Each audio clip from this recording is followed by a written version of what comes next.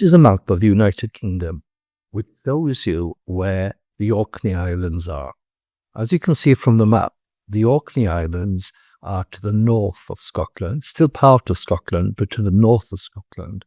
And that's where Skara Brae, this incredible village known as the oldest village in Europe, is actually situated. Now, this is Skara Brae's location. In front of you is a map of the Orkney Islands. Kirkwall is the capital or the largest town on the Orkney Islands, and Skara Brae is situated on the other side, as you can see. Importantly, what we've got to recognise here is that Skara Brae is actually located next to the coastline, and you'll find out in a few minutes why that location was very, very important. Now, the story goes that in 1850, we know this for a fact, that there was an enormous storm on the Orkney Islands. There was torrential rainfall for days and days and days. And what happened as a result of that was that it revealed something that actually later archaeologists worked on and completed the discovery of a whole Stone Age village. Now, don't forget, we are talking of a village that was before the Iron Age, even before the Bronze Age, although it was almost at the same time when the Bronze Age came in. It was 5,500 years old, and they discovered where people lived. They reckon that about 200 people lived on Skara Brae when it was really a thriving village. However, one of the theories is that the village had been nearly 4,500 years ago covered in sand due to a sandstorm that would have hit this part of the Orkney Island.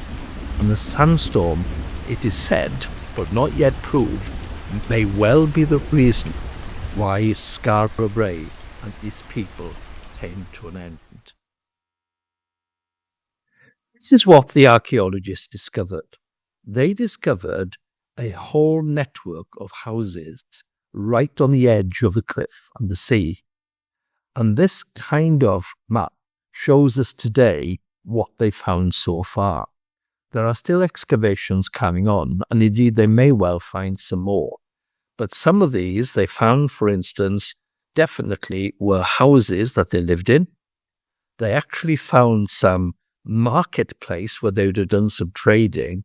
They also found a workshop where probably the men would have actually come to create their tools for hunting, etc., etc. What is interesting, that the network of houses seemed to have been linked together, so they would have been quite easy for one person to move from one house to another house. It was also interesting that the whole village was actually sunk slightly into the ground because it was extremely cold in those days and they needed to have that warmth as much as they could. Don't forget, we are talking of the Orkney Islands here, which is to the north of Scotland, and even today, much colder most days than it is where we live. So why did the people of Skara Brae choose to live where they did? I've already explained that they lived very close to the coast. Well, there was an abundance of fish available to them from the sea. They also were farmers, and the land around Skara Brae is actually quite fertile, and it's quite easy to grow many plants. They also had an abundance of seabird eggs, although they were ledged on cliffs and sometimes quite dangerous to get hold of. No doubt they'd have found a way of getting hold of them. Berries and herbs were also available for them, and of course for meat, a lot of wild deer and boars probably, or something similar to them, would have been around and they would have been able to hunt them. So in actual fact, although we might feel that they were quite poor people and didn't have much about them, what is interesting is they actually lived quite well. Indeed, the average age of the person apparently lived until they were about 40, which is probably longer than many people lived, even in the Victorian times. This kind of gives you an aerial view of what's been discovered today. You'll notice that each of these houses haven't got coverage on, but obviously in its day they would have all been covered, just like the one on the top of the middle of this picture shows you. They were covered in what is called midden. Now, midden is a mixture of munt, animal dung, bones and various bits and pieces, but it was very, very good in terms of actually being able to resist the rain. And in the very top, there would have been a vent or a hole to allow the smoke from inside the house to escape. Let's take a walk around the outside of the village that's been found. As you can see, everything was built of stone. And the reason for that is that there wasn't any wood available to them. Indeed, Orkney Islands and many of the islands on the north of Scotland are quite renowned for the fact that they didn't have any wood and don't have much wood today. Although in actual fact, some has been bunted if you go there today, but much of it is still devoid of any wood at all. So therefore, most of the buildings, or all the buildings, would have been prominently built from stone.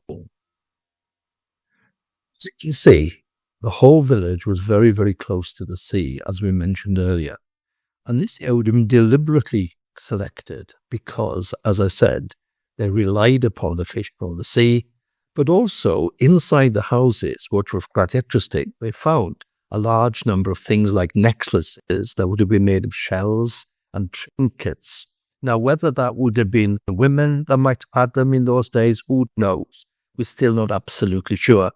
No doubt the men would have used those for part of their trading with other people that would have come onto the island at different times.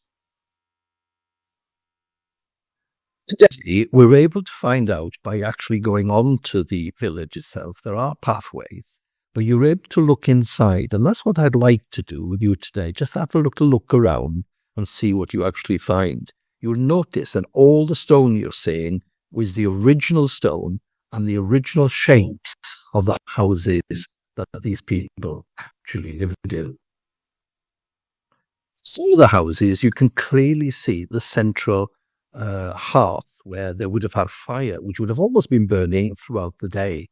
The fire really obviously gave them heat, gave them light, but it also was important because a lot of the fish they caught would have been hung from the ceiling and smoked. In other words, the fish, they ate a lot of their fish, having smoked it first beneath the fire, hanging from the ceiling. Some of the houses, we can clearly see entrances, which we can on this one. And if you look very carefully, you'll also see a structure, which would have been the bed of some of the houses. The beds would have been laid with animal fur, would have probably had a lot of what we call bracken, which had been a soft sort of straw-like substance that had available to them at all, and probably would have been quite comfortable. From the sizes of the beds, we reckon that probably the average size of an adult would be about 5'2", and the 7-year-old child, for instance, would have been about 2 inches smaller in size than we know today.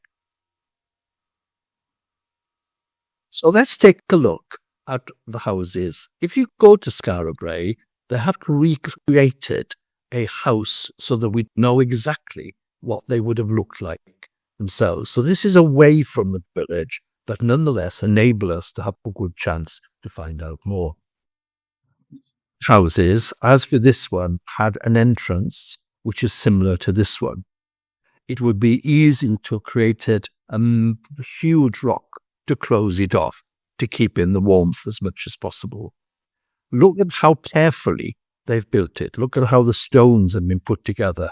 That would give you a clue to the level of craftsmanship that was around in those days.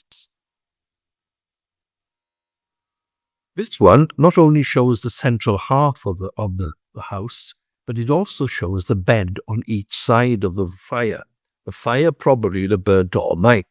And then on the top of the picture, you will see what is known as the dresser.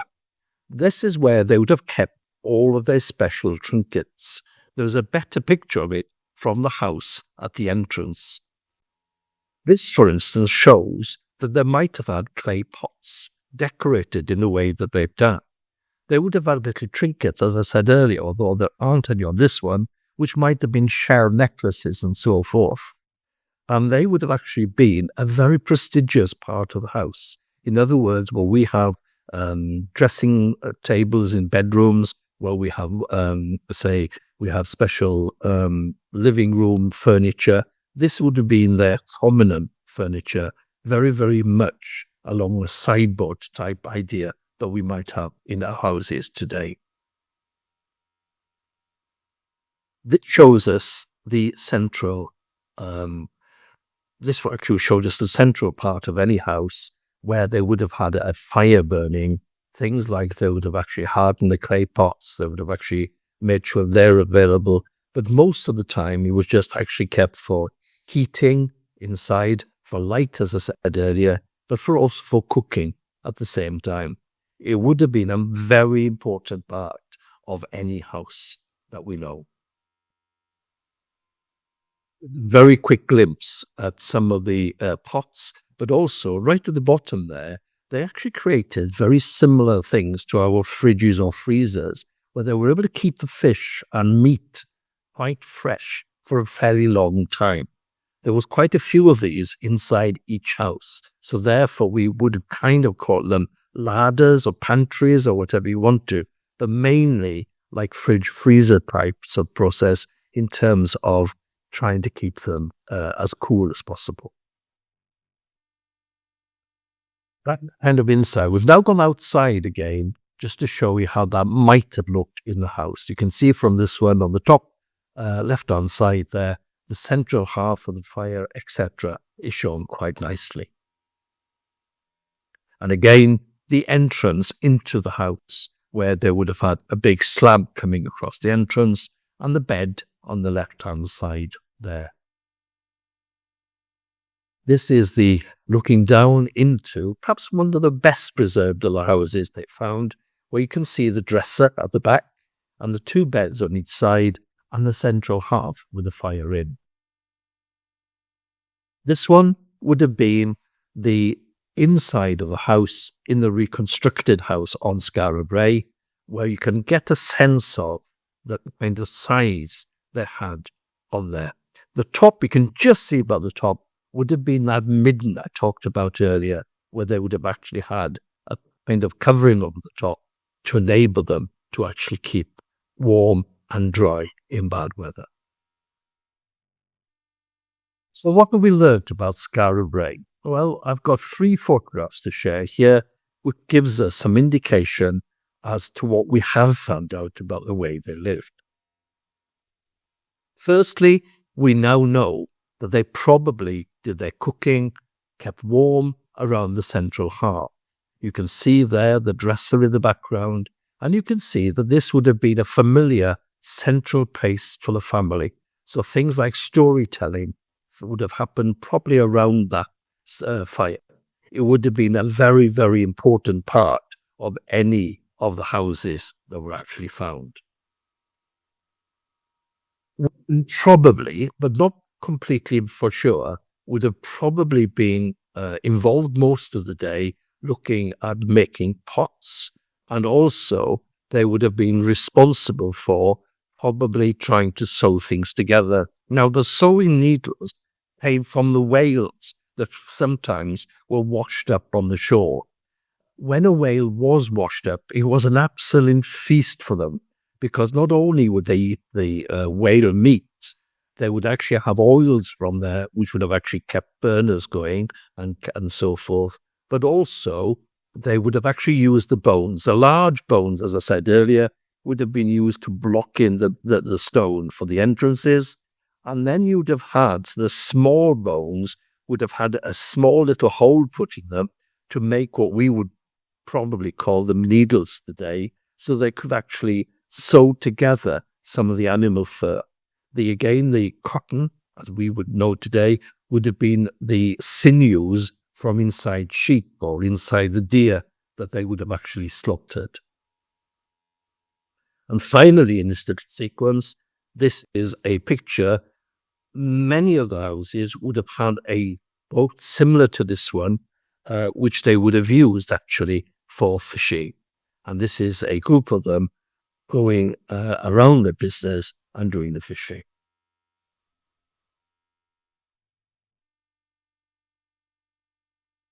Standing by the entrance of one of the major houses in the villages, as you can see, the wooden structure as the beginning of the house was very, very important. Built, as you can see, from a range of the stone that they would have found. But as you look around, there is no wood available at all. That is why everything was built of stone. The entrance would have been had a big rock or a slab of stone to really make it nice and warm inside. We go into the house. You can see there's a passageway with a rock being well built. Again, this is the reconstructed house, so forget each other. So therefore isn't one that was on the village itself, but from the reconstruction, they've used the stone they've actually found on the site, and they've tried to recreate as carefully as they can the houses they would have lived in. Here, for instance, you'd have found that the people would have been able to walk into their main house through this passageway. They would have had areas such as these where they have kept certain things, maybe their clothes, maybe other things. We're not absolutely sure yet. And then as we kind of move in, you get the sense of what each of the houses would have looked like. So here, for instance, you can see the central fireplace. You can see that they would have left those. And of course, we see the dresser with all the possessions, the bed that they would have slept in. And of course, this is one of the ships, one of the boats that I showed you earlier. Village of Skara Brae. So you move to the outside of the main village. You can see here how exciting and interesting it is to have made this discovery. And just more than 100 years ago, and as I said earlier, it was as a result can store the hip together. Here down there, you can see quite easily the shape of some houses, the size of the houses, but also one or two of them have the rings, the mid, as they called it, that would have enabled the wall to actually keep warm and dry. How do you really that weather is sure to the houses? Here we have some of the entrances, which we can actually see again, would have been quite easy to block out with big slabs of rock.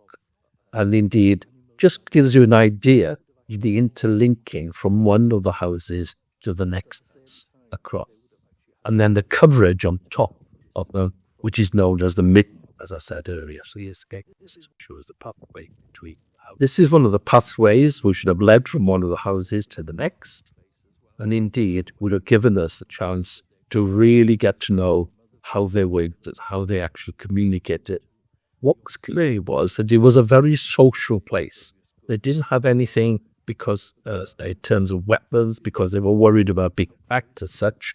There were mainly people that lived together as a community and seemed to live together really, really well, as it said. Here is one of the reserve houses again, showing exactly what we come through again and again. The fact that they had the central beds, they had the central fires or in beds on each side, and that would be the major part of life for Spain. Here is a better picture, I think, of the bed and the entrance just behind it. You can just about see the central fireplace at the bottom there.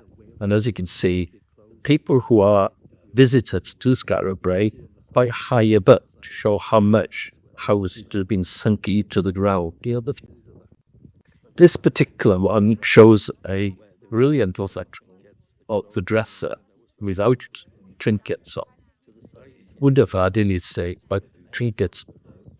You can also see on the left-hand side where probably some of your clothing would have been kept. Night or some of the gay. In the village of Skara Brae, there is the ring of Broga, or the ring of Brodga, as some people call it. Some have a D in, some don't have a D in. What it is, it's a kind of Stonehenge, but almost like a poor man's Stonehenge, although it is amazing when you actually visit this site to realize that this was definitely some sort of ceremony. What is still mysterious, and we still don't know, is why this was there in the first place.